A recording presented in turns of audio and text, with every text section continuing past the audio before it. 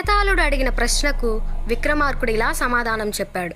అమరధ్వజుడు అనేక సవాళ్లను ఎదుర్కొన్నాడు మరియు తన ప్రాణాలను కూడా కోల్పోయాడు. కానీ అతనికి విధి సహాయం చేసింది మరియు ఒక ఋషి ఆశీర్వాదం ఉండడంతో మళ్ళీ ప్రాణాలు దక్కాయి. అయితే బిలకన్య మాత్రం అతనిపై నమ్మకంతో ఆశతో వేచి ఉండింది. ఆమెకు నిష్కపటమైన ప్రేమ, ధైర్యం మరియు అచంచలమైన భక్తి ఉన్నాయి. ఆమెకు ఎన్నో అవకాశాలు వచ్చినా అమరధ్వజుడు కోసం నిరీక్షించింది. ఆమె సహనం, విశ్వాసం మరియు తిరుగులేని అంకితభావం ఆమె మహత్తును నిరూపించాయి. విక్రమార్క, నీ తెలివితేటలు మరోసారి నన్ను ఆశ్చర్యపరిచాయి. కానీ నీవు సమాధానం చెప్పినట్లయితే నా చెట్టుకి వెళ్ళిపోతానని చెప్పాను.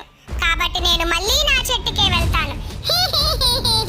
అలా చెప్పి బేతాళుడు విక్రమార్కుని భుజం నుంచి ఒక్కసారిగా లేచి తిరిగి చెట్టుపైకి ఎగురుతాడు. విక్రమార్కుడు బేతాళును తిరిగి మళ్ళీ భుజం మీద వేసుకొని ప్రయాణం కొనసాగిస్తున్నాడు. బేతాళుడు మరొక కథను చెప్పడం ప్రారంభించాడు. ఒకానొక కాలంలో రత్నాపురం అనే రాజ్యంలో దేవదత్త అనే న్యాయ సంపన్నుడైన రాజు పాలించేవాడు. అతను ధర్మాన్ని పాటించేవాడు. ప్రజలతో ఎంతో ప్రేమగా ఉండేవాడు. రాజ్యంలోని ప్రజలు రాజును ఆదర్శంగా చూసేవారు. ఆ రాజ్యంలో సోమయ్య అనే నిబద్ధత కలిగిన కాపలాదారుడు రాజమహల్కి రక్షకుడుగా పనిచేసేవాడు. అతనికి ఒక విచిత్రమైన లక్షణం ఉండేది. తాను కలలో చూసిన విషయాలు నిజమయ్యేవి. అలా ఒక రాత్రి సోమయ్యకు కలలో పక్క దేశపు రాజులు యుద్ధానికి వస్తున్నట్లు కనిపించింది. ఇది కలే కదా అని అనుకున్నాడు. కానీ మరుసటి రోజు ఉదయం రాజ్యం మీద దాడి జరుగుతుందన్న వార్త పుట్టింది. సోమయ్య ఆశ్చర్యపోయాడు. కానీ రాజు ధైర్యంగా యుద్ధానికి సిద్ధమయ్యాడు. చివరికి రత్నాపుర రాజ్యం విజయం సాధించింది.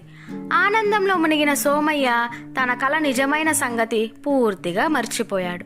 ఇది ఇలా ఉండగా ఒకరోజు రాత్రి సోమయ్యకు మరో కల వచ్చింది. రాజును పాము కాటేస్తోందని. భయంతో వెంటనే రాజు గదికి పరిగెత్తి వెళ్ళాడు. అక్కడ నిజంగానే ఒక పాము కనిపించింది.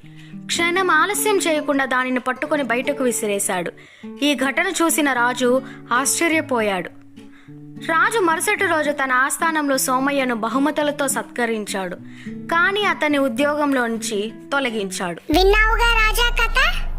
అయితే రాజు ఆ కాపలాదారుడు అంత మేలు చేసినా సరే ఎందుకు అతన్ని ఉద్యోగం నుంచి తీసేశాడు? విన్నారుగా? సమాధానం తెలిస్తే కమెంట్ బాక్స్లో కమెంట్ చేసేయండి. నెక్స్ట్ పార్ట్లో సమాధానం తెలుసుకుందాం.